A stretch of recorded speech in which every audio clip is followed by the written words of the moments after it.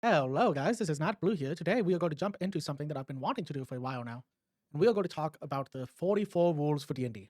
So, for anybody that might be out of the loop, this is a Reddit post that used to exist. I say used to because it looks like the original creator took it down off of Reddit.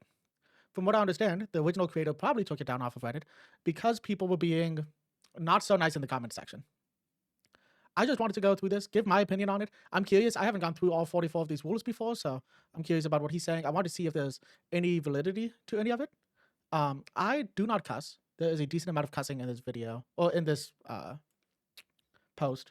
So instead, I have a censor button that I will be using anytime a curse word comes up. So we are just going to jump right into this. I'm excited to do this. So the first one is I'm timing taunts. I don't give a if it's unfair in your opinion because your spells are hard or you don't know what square to move to. You get 1 minute to know all the actions you want to take or I skip your turn. So I think this is going to be the case with a lot of these. I think the wording is too harsh on this. I have heard of a lot of DMs timing taunts. This is especially a thing with spellcasters, especially with things like wizards where they have just such a big spell list potentially. So I think it's valid to time taunts. I don't think this is the approach to tell them that. I also don't time taunts in my game. I kind of let people take their time with it.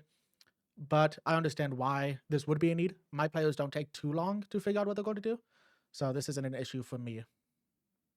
If you want harder fights, bring a second character sheet and expect to twiddle your thumbs when you die. I'm not going to baby anyone. Again, wording issue. I've not had people complain about the complexity of my fights or about the difficulty of my fights. I won pretty difficult fights in my home games. And I think the players like it. But at the same time, I start the campaign by telling everybody to prepare a backup character. I do think it would be frustrating if people were consistently telling you that they want harder fights or that your combats are too easy. I think this is just a wording thing again, though. If you call me or my walls unfair, I'll get up and go home. And if you got a ride with me, you can find your own way back and suck it up. I think this is a problem for me. If I am being unfair in a game, I want to know. Walls, this should never be a problem. So it makes me curious about how they are handling certain things. It sounds like to me somebody might be fudging walls, or somebody might be suspicious that somebody is fudging walls, because the dice are pretty random. So your walls should never be unfair. 4, I'm going to take your character's loot away as regularly as you want it given out. Rule 3 will apply here. I'm not a fan of taking loot. I've done a couple of things. There's been campaigns that I've been in where somebody picks up like a cost coin or something. They lose some of their loot. I just ran a game recently with the deck of many things where somebody lost all of the items, all of the non-magical items, including gold coins. So there's small things like that where people could lose loot, but it's never anything where people wouldn't have enjoyment while this is happening. The deck of many things, the players loved it. I don't think it's great to take things from people unless you have to retcon something. So maybe you give someone too powerful of a magic item, you end up deciding to take that back. That's a little bit different. 5, if you don't act out any of your persuasion or intimidation or any other social checks, you fail before you even roll. You fail immediately because you aren't even trying, and you're making the game lame for everyone else. I also do not agree with this. So, for example, I do love when people roleplay. A normal person is not going to have the 18 charisma that a bard might have. Sometimes you have to suspend that disbelief. The way that I normally do it is if somebody's persuasion check doesn't make sense, but they still roll high enough, then it's my job to decide why the NPC was persuaded. It is not the player's job to make their persuasion better, because the players are not their characters. They're normal people that do not have the skills of adventurers that might have been doing this for years. So I'm not a big fan of that. I do love when people act stuff out, but it's not the end all be all. If you don't pick up cues for side quests, that's not my problem. Get over yourself. It's not a video game. It's a role-playing pen and paper based games with miniatures. I'm not holding your hand if you choose not to pursue. So, I kind of get this. I'm sure the players missed some side quest because they weren't paying attention to the game or anything like that. I've been DMing for a couple of years now. Players miss side quests all the time. Sometimes there's something you want them to do, they don't want to do. You don't want to railroad them. That's not an issue. I just feel like somebody's complaining about this, and that I'm missing some context here. If you move to a square in combat, there's no takebacks, is number 7. I don't agree with this. you can change your turn as long as you don't finish the turn. I think it's like the chess piece thing. If you don't take your hand off of the chess piece, you haven't completed your move. So I think that you can decide to do something differently based on new information or just based on a different approach to what you were planning on doing. I don't like this one. 8, you tell every single person what you're doing before you do it. You don't roll dice and then say you're casting Fireball. You tell us all. This is a tough one. So I get what he's saying, that everybody should know what's going on. Fireball is a bad example here because you need to tell people to roll dexterity checks and everything. I don't agree with what he is saying here entirely. Even as a DM with NPCs, sometimes I tell people to roll a check and I don't tell them why until the check is resolved.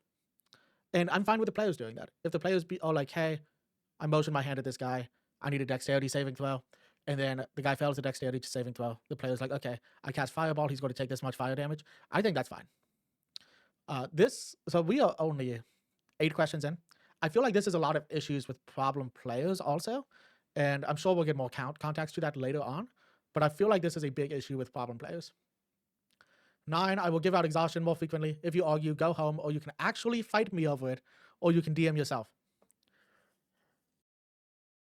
This one started out fine.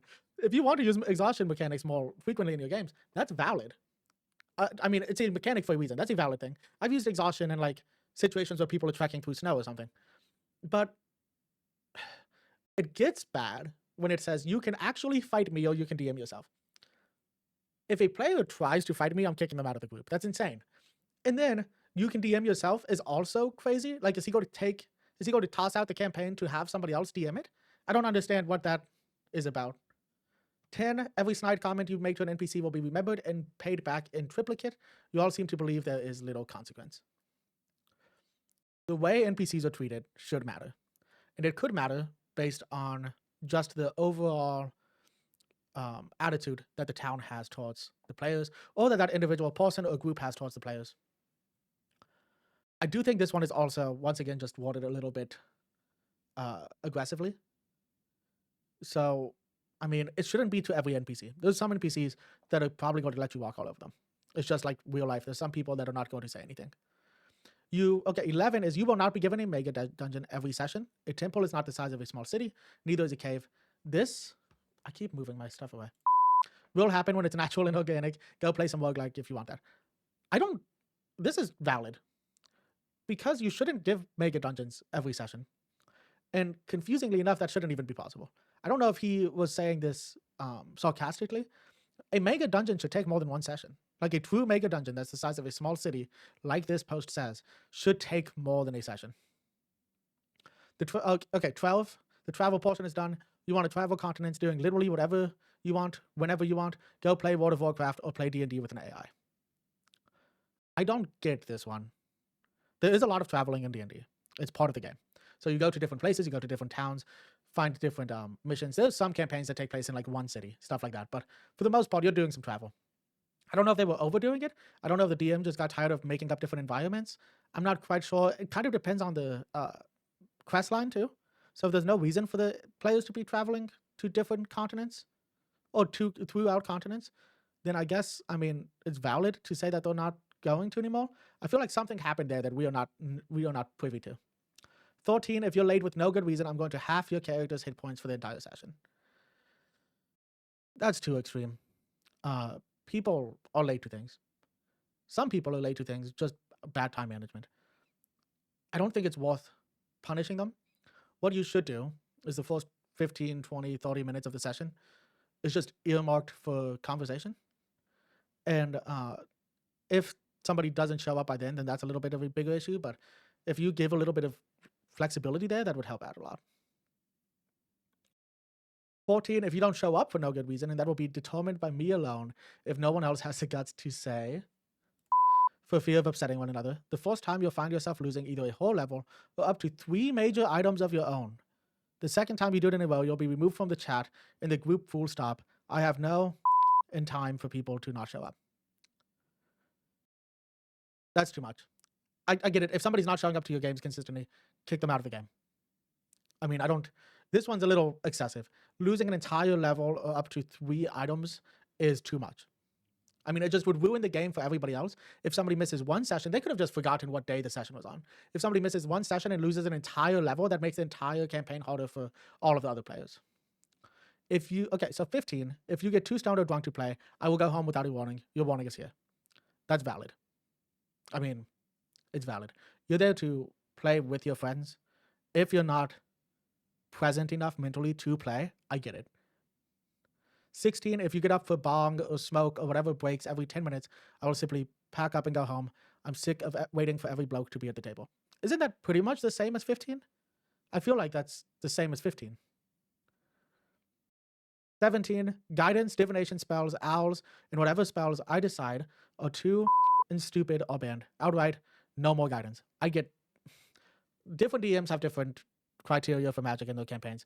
I think that's okay to have as a rule. But this list is way too aggressive. You could say, hey, we're not doing guidance and divination spells.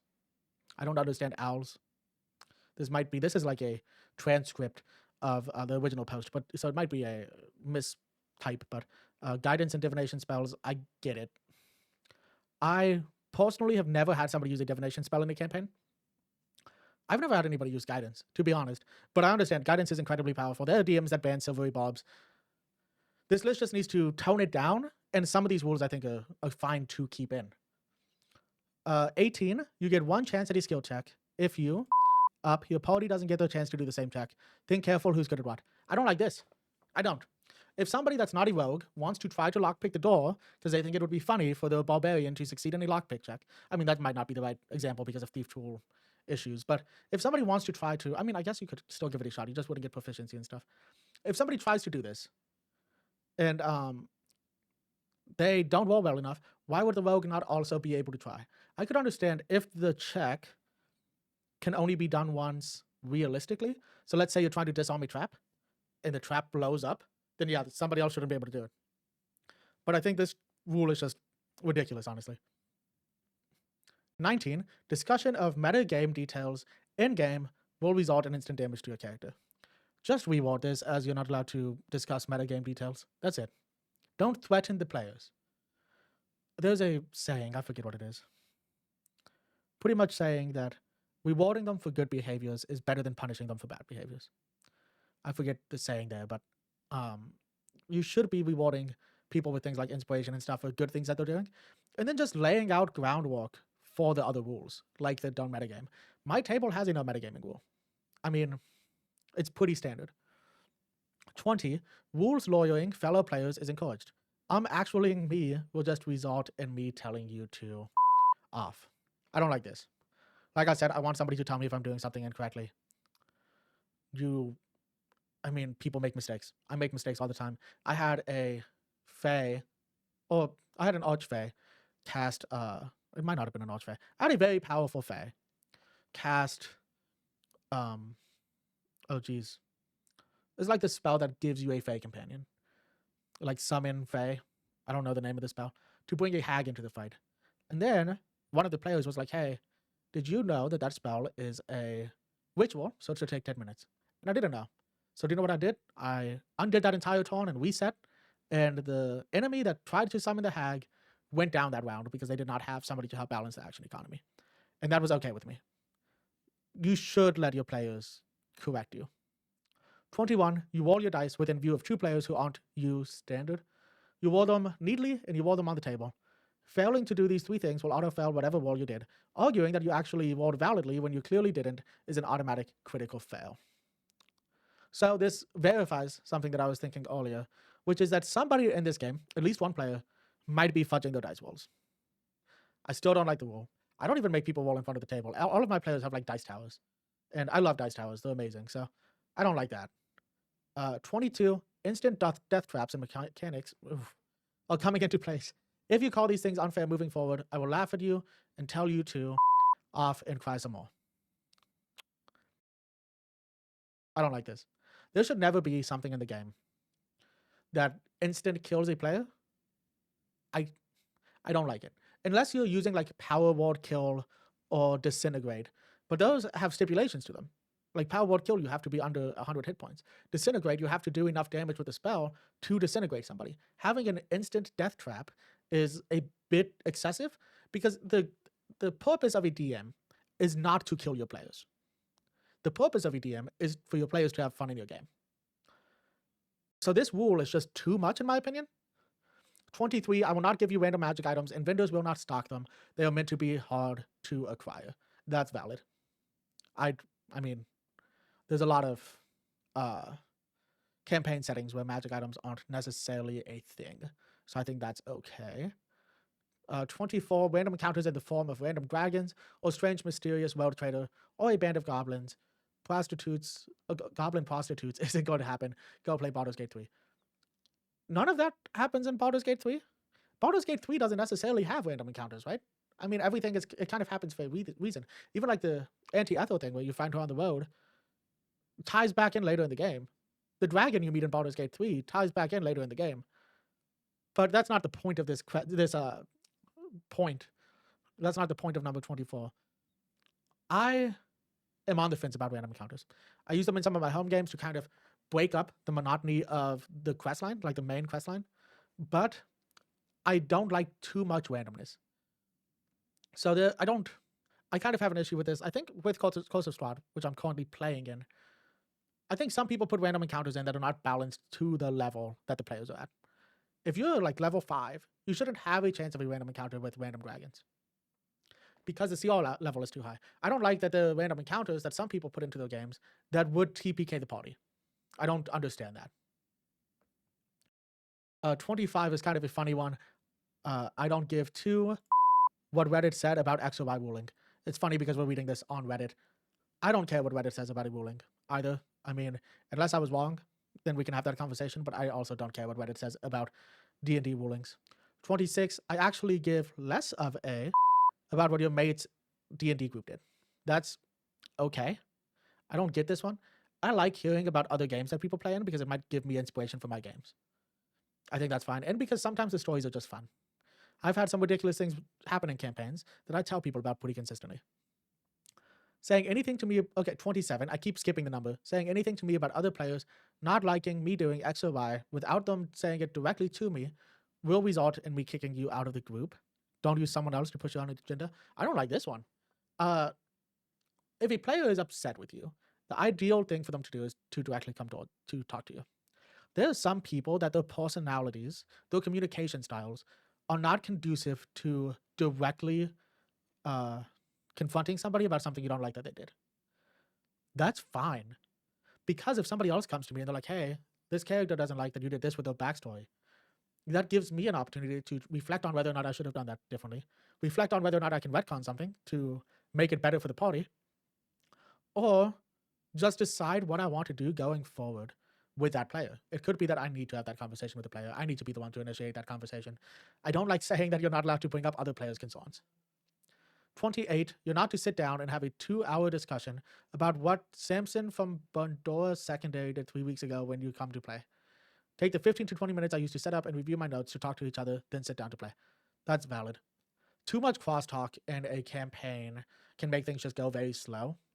And to take 15 to 20 minutes kind of reflects what I was saying at the beginning of the video, near the beginning of the video, about just carving out a time at the beginning of the campaign session to talk to each other. That way, if somebody does come in late, they won't miss any of the session. Saying, like, guys, come on, we're not here to have fun. We're here to play D&D. This is serious business. Is rude and dismissive of how much work I put into this. I will simply go home if I hear this.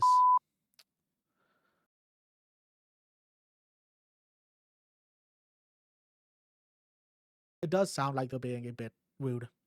I get it. You are there to have fun. This group, though, we're almost 30 questions in, doesn't sound like they're having fun. So maybe that's the bigger problem. 30, don't order food randomly. We will eat together at a specific time or not at all. I don't want food all over my things. I get that. I don't care if people bring snacks. A lot of the time in our groups, somebody will cook something for the group. I don't care if people order food, but I can get that you don't want food getting all over everything. Especially if you don't have a place on your table, if your table's not big enough. I get that. I should stop bleeping one of these words because I could just say effing. Because it doesn't sound right with the censorship. But we're already 30 questions in. I might just stick with what I'm doing. 31. No food or drinks near any of my D&D gear. If you wreck something, you can pay for it. I let one person trash my DM screen once, and I never had it replaced by them. In fact, I had that person attempt to gaslight me into believing they didn't wreck my at all. I'm not stupid. You're an adult. Accept responsibility. This is the same bullet point as 31, just with more information. They could have combined this into one. I get not wanting food to damage things. I do. I wouldn't want people putting food like on the battle map, or if you're fancy and use the dungeon tiles. I get that. I would like to know how somebody damaged the DM screen, but that's not important right now. I just feel like this could have been combined with 30. It could have been less aggressive. And just say, hey, I don't want food and drink near my stuff because I don't want any of it to get damaged. A lot of people that DM, including myself, put a lot of money into D&D. I have a lot of minis. I have a nice DM screen. I bring a laptop to keep notes. Like, there's a lot of money put into some D&D equipment. I get this point. They just need to chill out a little bit. It feels like this all piled up into a big problem, and now this list is just so aggressive.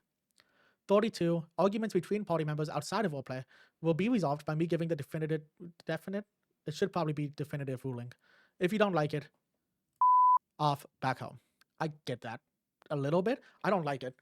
If somebody's having personal issues with somebody that is not part of the roleplay, so like they're arguing about something that doesn't have anything to do with the game, or they're not arguing in character, I think it's valid to tell them that we need to resolve this outside of the game, that they need to keep the drama away from the table. I don't understand why the DM would make the ruling on who's correct in an argument. That doesn't seem right. So that's a little odd to me. 33, I don't give a what they did in Critical Role or what that one guy on Reddit said, or if you think that it's all make-believe so you can do what you want. The world I won works on internal rulings and lore I created specifically for it. So I think everybody has played with the type of player that is consistently talking about like, oh, well, Matt Mercer let these guys do it. Or, oh, well, Dimension 20 said this was okay. Or they did this on Adventure Zone, that kind of stuff. And it is very frustrating. And I feel like it's a valid rule to say, hey, I DM my own way. I don't want to hear about how these professional DMs handle these rulings. If you want to have the conversation of like, hey, this is something a different DM did that I think sounds really interesting, I think that's valid. But every DM is different. I do things that nobody else does. I have my own homebrew rules and stuff. That's how this works. I think the thing's valid. Like I said, I think that this list has just gotten too aggressive at this point. 34. Every single person in this chat is having debuffs applied to their characters that should have occurred a long time ago. This will be specific to characters. This is fine. Sometimes people make mistakes in D&D. If you as a DM decide, hey, I overpowered you guys a bit too much, it's messing up the campaign, that's a conversation that could be had. I think it is a conversation. It's not putting it in a list of rules. I think it is a conversation where you say, hey, maybe we should rework some of this stuff because it's not as fun anymore. That's valid. 35. If you don't bring your sheet, you don't play. I don't like this one. I get where it's coming from. I feel like as a DM, you should be prepared for this. I use an app for my players' character sheets. And they have the same app. We share the character sheets across the app. And then we put everything on pen and paper also. If somebody forgot the paper, we have things for that. Most of the players also leave the binder of stuff in the house. That way nobody can forget something. It just makes it a little bit cleaner that way. But it seems like this might be an online game. So I'm not quite sure. I don't know how you leave your sheet. If I'm playing online, I'm going to pull it up on my computer, right? 36, if you don't bring dice, borrow some. That's valid. So I don't know if this is online, because there's a couple of bullet points here that make me feel like this is an online thing. I think at one point they said they would kick you out of the Discord or something, but yeah, borrow dice. I don't know why this even needs to be on this list of rules. I bring way too many dice to a session. Borrow some dice. 37, when we play D&D, I'm not your friend. That doesn't mean you treat me like an enemy during the game. It means I'm no longer being nice. You should be a player's friend. DM versus player mentality is not good for anybody. You should be a player's friend. 38, if you treat me poorly in any way, shape, or form, after or during or before the game due to something that happened in the game, you're out. If you cannot separate the game from reality, I think you are a moron and I have little time to deal with that energy. I get this a little bit. You should not treat people differently based on stuff in game. It should be separated between the game and the table, or the game and outside of the table. Some people are very emotional people, and because of that, they are not good at separating fantasy life with real life. I don't feel like it's fine to immediately kick somebody out. I think sometimes it's just a conversation of like, hey, I was doing this to your character. I was not doing this to you. 39. You will submit your spell list daily in-game. If you do not give me a spell list each in-game day, you will not be allowed to cast a single spell or cantrip in combat. I do not trust you guys to not use this against me. I get this a little bit. I feel like it's too much. And I feel like this is also an issue of DM versus player trust. Because you should trust your players to pick their own spells and not have to give it to you. It's a little bit of micromanaging there. But it seems like these players might be part of the problem here. 40. If you do not mark off spell slots or say something like, I remember where I'm at or what I'm at, as a way to justify it, I will simply fail your spell, deal half your health and damage to you, and say you have no spells to cast for the rest of the day. I don't know why he keeps doing like this half your health and damage thing. That's an insane amount of damage to deal to somebody for a rule that's been broken. Just remind your players like, hey, this is my standard. You have to do it. Don't nearly kill your player every time they break a rule. I don't understand where this is coming from. I've never heard somebody say they deal half the damage, half the health and damage to anybody. 41. If you break literally anything, you can buy the replacement that day or not attend till you do. Saying that you have to buy the replacement that day might be a valid thing. I don't have an issue with that. Most of the time, I'm just going to replace my own thing because I want to make sure that I get what I want. But I get the you have to replace it. I still think this is a little bit too much. But I think this entire list is too much at this point. 42. If you complain about the choice of music, I fully expect you to bring the whole playlist the next session or to shut the up. I don't know, man. I use Spotify playlist. I don't know why this would be an issue. I just pull up a playlist on Spotify for combat music. There's playlist on Spotify for Feywild combat music. And then I hit play and don't think about it for the rest of the session or the rest of the encounter. I've also never had a player complain about music. I've only had the opposite happen where a song will come on and the player will be like, wait, is this from Skyrim? And then that's it. I played the Silent Hill soundtrack for an entire session once, and everybody loved it. 43. Cannot stress enough how little I care about how you feel about my rulings from now on. This goes back to what I was saying earlier. I want people to tell me if they don't like something that I did. I mean, we can all improve. That's part of life. And then, in Rule 44, I'm never just threatening you, I'm promising you. I don't like this either. Sometimes you threaten players in game. I mean, the NPCs threaten players a lot. If you're saying yourself you're not threatening them, you shouldn't be threatening them. And you also shouldn't be promising to do bad things to your players. That's a very toxic mindset. I think this entire thing is a toxic mindset, but I think that the DM is being unfairly treated on Reddit over this. And across everything else. The DM got frustrated with problem players, is what I'm getting from this. The DM did not handle it well. He is not good at conflict resolution, I guess. But I feel like his players are a big part of this. If you are watching this video and ever think that you need to do something like what this guy did, where you publish a whole bunch of rules that are very aggressive or at least passive-aggressive to tell your players in a D&D game, what you should do is just get a new group. Get a new group, start a new campaign, do anything other than this, because these 44 rules, these players are not going to change. And honestly, you are not vibing with the players very well. If you are this angry and antagonistic about the campaign that you've been running, then it's not the campaign you should be running. You should start a new group or start an entirely new campaign that maybe the group would fit better into. You should not continue doing what you're doing. This post sounds like you cried to help for me. And instead of crying for help, you should just reassess what you're doing with this group, find a new group of players, and then start a campaign where you will actually enjoy yourself. Honestly, myself, if it got this bad to where I needed to publish 44 rules to Reddit, or not to Reddit, this was sent in like a Discord group, and then I think one of the players put it onto Reddit. If I had to do something like this, I would take a pause from DMing. Take a pause, assess whether or not you want to be a DM. Maybe you're more of a player. Maybe watch some videos on how to become a better DM or how to handle problem players. There's a lot of good resources out there. The Dungeon Dudes on YouTube are amazing. I've watched a lot of their stuff on how to run different monsters, how to do different campaigns. Jenny D is amazing. She has a lot of good videos on how to handle other players, how to play D&D if you're, I think, neurotypical is the term for it. Not neurotypical. How to run games if you have issues like ADHD and things along those lines. I feel like I'm using the wrong terms. I'm not great at that kind of stuff.